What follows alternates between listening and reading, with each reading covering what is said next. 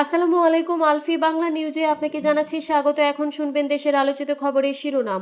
আমাদের খবরটি যদি ভালো লাগে লাইক কমেন্ট শেয়ার করে জানিয়ে দিন আপনার মতামত। যে কোনো আগ্রাসনের জবাব দিতে প্রস্তুত ইরানের নৌবাহিনী। শ্রীলঙ্কায় বন্যা ও ভূমিধসে মৃতের সংখ্যা বেড়ে ১৩০। শীর্ষ কমান্ডার হত্যার জবাব দেবে হিজবুল্লাহ, হুঁশিয়ারি নাইম কাসেমের। সিরিয়ায় ইসরায়েলি অভিযানে নিহত ১০। ইসরায়েল কি এবার সত্যি জাতিসংঘের সদস্যপদ হারাতে পারে? স্থলবাহিনীর শক্তিতে ইউরোপকে ছাড়িয়ে গেছে রাশিয়া, ফরাসি গবেষণা। ইরানের নৌবাহিনী যে কোনো ধরনের আগ্রাসন ও হুমকির জবাব দিতে সম্পূর্ণ প্রস্তুত রয়েছে বলে জানিয়েছেন দেশটির সশস্ত্র বাহিনীর প্রধান major general Syed Abdur Rahim Musavi. ইরানের নৌবাহিনী দিবস উপলক্ষে এক বার্তায় তিনি এ মন্তব্য করেন। ইরানের সশস্ত্র বাহিনীর chief of staff Sayyed Mousavi ইরানের নৌবাহিনীর কৌশলগত সক্ষমতার কথা উল্লেখ করে বলেন, নিজস্ব সক্ষমতা ও জিহাদি মনোভাবের উপর নির্ভর করেই নৌবাহিনীর সম্ভাব্য যে কোনো হুমকির মোকাবেলায় পুরোপুরি প্রস্তুত। তিনি আরও বলেন, এই কৌশলগত বাহিনী নানা ঘটনায় নিজেদের সক্ষমতার প্রমাণ দিয়েছে। নৌবাহিনী নিজস্ব সামর্থ্য, কার্যকর উদ্যোগ এবং জিহাদি চেতনার মাধ্যমে যে কোনো আগ্রাসনের বিরুদ্ধে কঠোর, কার্যকর এবং অনুশোচনা সৃষ্টিকারী জবাব দিতে সক্ষম, এটা তারা প্রমাণ করেছে। জেনারেল মুসাভি আরও বলেন, পারস্য উপসাগর, ওমান সাগর এবং ইরানের আঞ্চলিক পানিসীমায় টেকসই নিরাপত্তা বজায় রাখতে যে সক্ষমতার বিকাশ ঘটেছে তার সেনাবাহিনীর নৌ ইউনিট এবং ইসলামী বিপ্লবী গার্ড বাহিনীর নৌ ইউনিটের মধ্যে সমন্বয়, সহযোগিতা এবং গঠনমূলক পারস্পরিক সম্পর্কের ফসল। আল্লাহর রহমতে আজ এই কৌশলগত এবং সহযোগিতামূলক দৃষ্টিভঙ্গি যে কোনো হুমকির বিরুদ্ধে বুদ্ধিদীপ্ত প্রতিরোধের এক অনন্য মডেলে পরিণত হয়েছে। ঘূর্ণিঝড় দিতোয়ার প্রভাবে শ্রীলঙ্কায় ভারী বর্ষণ ও বন্যায় এখন পর্যন্ত ১২৩ জন মারা গেছেন এবং ১৩০ জন এখনও নিখোঁজ রয়েছেন। শ্রীলঙ্কা দুর্যোগ ব্যবস্থাপনা কেন্দ্র ডিএমসি আজ শনিবার এ খবর জানিয়েছে। ডিএমসির মহাপরিচালক সম্পাদ কটুবেগোদা বলেছেন, সপ্তাহব্যাপী ভারী বর্ষণের কারণে ঘরবাড়ি ক্ষতিগ্রস্ত হওয়ায় ৪৩,৯৯৫ জনকে রাষ্ট্রায়ত্ত কল্যাণ কেন্দ্রে সরানো হয়েছে এবং ত্রাণ কার্যক্রম চলছে। ডিএমসির বরাতে বলা হয়েছে, বিশাল ক্ষয়ক্ষতি সৃষ্টি হয়েছে। কটুবেগোদা কলম্বোতে সাংবাদিকদের বলেন, সশস্ত্র বাহিনীর সহযোগিতায় ত্রাণ কার্যক্রম চলছে। ঘূর্ণিঝড়ের প্রভাব সোমবার থেকে অনুভূত হতে শুরু করে, যদিও ঝড়টি বুধবার শ্রীলঙ্কার ভূমি স্পর্শ করে। এর ফলে পুরো দ্বীপের রেকর্ড পরিমাণ বৃষ্টিপাত হয়। শনিবার নিম্নভূমির বন্যা পরিস্থিতি আরও ভয়াবহ রূপ নেয়। কর্তৃপক্ষ কেলানি নদীর তীরবর্তী এলাকার বাসিন্দার জন্য উদ্ধারের নির্দেশ জারি করে। কেলানি নদীর বাঁধ শুক্রবার সন্ধ্যায় ভেঙে যাওয়ায় শত শত মানুষ সাময়িক আশ্রয়স্থলে চলে যেতে বাধ্য হয়। অন্যদিকে দেশের বেশিরভাগ অঞ্চলে, বিশেষ করে রাজধানীতে বৃষ্টি কমে গেছে, তবে দ্বীপের উত্তরাঞ্চলে ঘূর্ণিঝড়ের প্রভাবে এখনও বৃষ্টিপাত হচ্ছে।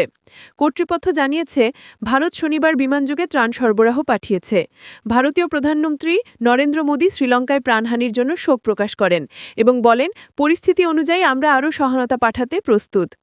সরকার দেশের সর্বত্র উদ্ধার এবং ত্রাণ কার্যক্রমে সাহায্য করার জন্য সশস্ত্র বাহিনী মোতায়েন করেছে। হেলিকপ্টার এবং নৌকা ব্যবহার করে আটকে পড়া মানুষকে নিরাপদ স্থানে সরানো হচ্ছে। ডিএমসির অধিকারীদের মনে হয়, এই বন্যার ভয়াবহতা ২০১৬ সালের চেয়ে বেশি, তখন ৭১ জন মারা গিয়েছিলেন। লেবাননের সশস্ত্র গোষ্ঠী হিজবুল্লাহর শীর্ষ সামরিক কমান্ডার হাইথাম আলী তাবাতাবাইয়ের হত্যার প্রতিশোধ নেওয়ার হুঁশিয়ারি দিয়েছেন গোষ্ঠীটির মহাসচিব নাইম কাসেম। আল জাজিরার প্রতিবেদন অনুযায়ী স্থানীয় সময় শুক্রবার ২৭ নভেম্বর টেলিভিশনে সম্প্রচারিত এক ভাষণে হিজবুল্লাহ নেতা বলেন, তাবতাবাইকে হত্যা স্পষ্ট আগ্রাসন ও নৃশংস অপরাধ। এই হত্যার জবাব দেওয়ার অধিকার হিজবুল্লাহর রয়েছে। গত ২৩ নভেম্বর লেবাননের বৈরুতে ইসরায়েলের বিমান হামলায় হিজবুল্লাহর chief of staff Haitham Ali Tabatabai নিহত হন। ইসরায়েল ও হিজবুল্লাহ দুই পক্ষই তাবতাবাই হত্যার খবর নিশ্চিত করেছে। হিজবুল্লাহ প্রধান বলেন, আমরাই হত্যার জবাব দেব, কখন জবাব দেওয়া হবে সময় আমরাই নির্ধারণ করব। ভবিষ্যতে আবার যুদ্ধ শুরু হতে পারে, এ সম্ভাবনা আছে, আবার নাও থাকতে পারে। নতুন যুদ্ধে হিজবুল্লাহর ভূমিকা নিয়ে নাইম কাসেম সরাসরি কিছু বলেননি, তবে লেবাননকে ইসরায়েলের মোকাবেলায় নিজের সেনাবাহিনী ও জনগণের উপর নির্ভর করে প্রস্তুতি নেওয়ার আহ্বান জানিয়েছেন। তিনি আশা প্রকাশ করেন, পোপ লিওর আসন্ন লেবানন সফর শান্তি প্রতিষ্ঠা ও ইসরায়েলি আগ্রাসন বন্ধে ভূমিকা রাখবে। হিজবুল্লাহ নেতা দাবি করেন, ২০২৪ সালের নভেম্বরে ইসরায়েলের সঙ্গে কার্যকর হওয়া যুদ্ধবিরতি চুক্তি মেনে চলছে হিজবুল্লাহ। অন্যদিকে ইসরায়েলের ধারাবাহিকভাবে লেবাননে হামলা চালিয়ে যাচ্ছে। তিনি বলেন, তাবতাবাই 4 জন সহযোগী নিয়ে ভবিষ্যৎ পরিকল্পনা করছিলেন, এ সময় তাদের লক্ষ্য করে হামলা চালানো হয়। এদিকে হিজবুল্লাহ মহাসচিবের ভাষণের প্রতিক্রিয়ায় ইসরায়েলের সামরিক মুখপাত্র আভিচাই আদ্রেই বলেন, লেবাননের দক্ষিণাঞ্চলে হিজবুল্লাহর অস্ত্র জব্দে লেবানন সেনাবাহিনীর প্রচেষ্টা অপর্যাপ্ত। তার দাবি, হিজবুল্লাহ এখনও গোপনে অস্ত্র মজুত করছে এবং সেনাবাহিনীকে পরিচালনা করছে। হিজবুল্লাহ জানিয়েছে, ইসরায়েল লেবাননের ভূখণ্ডে হামলা চালানো এবং দক্ষিণের 5টি স্থানে সেনা মোতায়েন রাখার কারণে সংগঠনটি কোনোভাবেই নিরস্ত্র হতে রাজি নয়। সিরিয়ার দক্ষিণাঞ্চলে একটি গ্রামে শুক্রবার ইসরায়েলি গুলিতে 10 জন নিহত হয়েছে বলে সিরিয়ার রাষ্ট্রীয় গণমাধ্যম জানিয়েছে।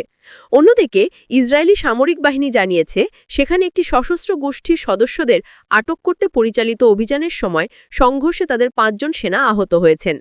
সিরিয়ার রাষ্ট্র গণমাধ্যমের প্রতিবেদনে বলা হয়েছে, বেত জিন্না এলাকায় চালানো ইসরায়েলি অভিযানে পরিস্থিতি নিয়ন্ত্রণের বাইরে চলে যায়, ফলে এটি প্রেসিডেন্ট বাশার আল আসাদ ক্ষমতাচ্যুত হওয়ার পর থেকে গত 1 বছরে সবচেয়ে প্রাণঘাতী ঘটনাগুলোর একটি হয়ে উঠেছে। সেই সময় থেকে ইসরায়েল দক্ষিণ সিরিয়ায় নিয়মিত অভিযান চালিয়ে আসছে। তারা বলছে, তারা সীমান্ত থেকে জঙ্গিদের দূরে রাখতে অভিযান চালাচ্ছে।